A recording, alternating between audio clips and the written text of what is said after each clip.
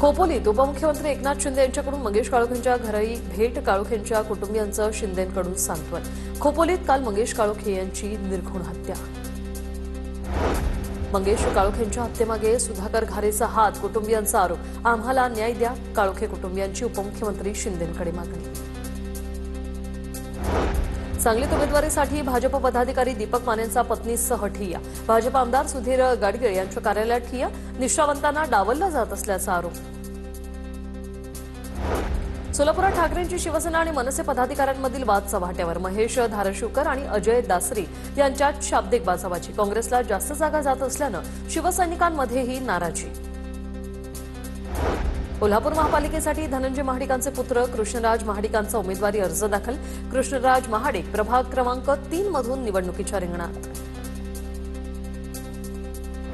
पुण्यातील गुंड बंधू अंदेकरनं पालिका निवडणुकीसाठी उमेदवारी अर्ज दाखल केला। भवानीपेठ क्षेत्रीय कार्यालयात अर्ज भरला। आयुष कोंकर हत्या प्रकरणात बंडू अंदेकर सध्या न्यायालयीन कोठडीत।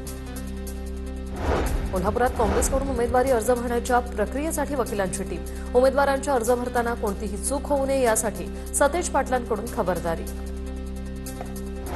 चिपळूणमधील भास्कर जाधव यांच्या कार्यालयाबाहेर मनसे आणि ठाकरेंच्या शिवसेनेची युती झाल्याने जल्लोष। जाधवांच्या कार्यालयाबाहेर दोन्ही ठाकरेंचे कार्यकर्ते एकत्र। भास्कर जाधव यांना मनसैनिकांनी पेढा भरवला।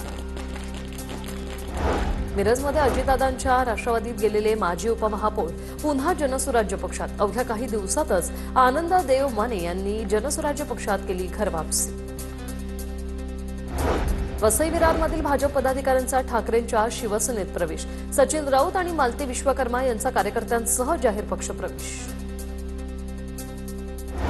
आदित्य ठाकरेंकडून नाशिकच्या तपोवन परिसरातील झाडांची पाहणी। आदित्य ठाकरेंचा पर्यावरण प्रेमींसह नाशिककरांसोबत संवाद। तपोवनातील वृक्षतोडीला पर्यावरण प्रेमींचा तीव्र विरोध। परभणी महापालिकेसाठी आज 38 इच्छुकांकडून उमेदवारी अर्ज दाखल। उमेदवारी अर्ज दाखल करण्यासाठी 2 दिवसांची मुदत शिल्लक। इच्छुक उमेदवारांची लगबग। पुण्यात जागावाटपावरून शिंदेंच्या शिवसेनेतील वाद चव्हाट्यावर। जागावाटपावरून नाना भानगिरे आणि विजय शिवतारे यांच्यात वाद। नीलम गोऱ्हे आणि विजय शिवतारे पैसे घेऊन उमेदवारी देत असल्याचा कार्यकर्त्यांचा आरोप। महापालिका निवडणुकीच्या अनुषंगाने मंत्री बाबासाहेब पाटलांचा जालना दौरा। माजी केंद्रीय मंत्री रावसाहेब दानवेंची घेतली भेट। धुळे महानगरपालिकेच्या निवडणुकीसाठी आजपर्यंत 1254 अर्जाची विक्री। अद्याप एकही अर्ज दाखल नाही। अर्ज भरण्यासाठी अवघे 3 दिवस बाकी। जळगावातील शिंदेंच्या शिवसेनेचे माजी महापौर ललित कोल्हे जळगाव कारागृहातून महापालिका निवडणूक लढवणार। बोगस कॉल सेंटर प्रकरणात कोल्हे नाशिकमध्ये न्यायालयीन कोठडीत। कोल्हे प्रभाग 11 मधून उमेदवारी अर्ज भरणार। मालेगाव पालिकेसाठी मनसे आणि ठाकरे सेना एकत्र लढणार। पवारांची राष्ट्रवादी, काँग्रेस, मनसे आणि ठाकरे सेनेची संयुक्त बैठक। आघाडी करून निवडणूक लढवण्याचा निर्णय। आज जागा वाटपाबाबत अंतिम निर्णय होण्याची शक्यता। जालन्यातील एका लग्न समारंभात माजी खासदार रावसाहेब दानवे आणि आमदार अब्दुल सत्तारांच्या गप्पा रंगल्या। करमाड येथील एका विवाह सोहळ्यात आमदार नारायण कुचे आणि दानवेंच्या मध्ये अब्दुल सत्तार बसले। धुळ्याच्या शिंदखेड्यामधील नूतन नगराध्यक्ष कलावती माळी यांनी नगराध्यक्षपदाचा पदभार स्वीकारला। येणाऱ्या काळात शिंदखेड्याच्या सर्वांगीण विकासासाठी काम करणार, माळी यांचं वक्तव्य।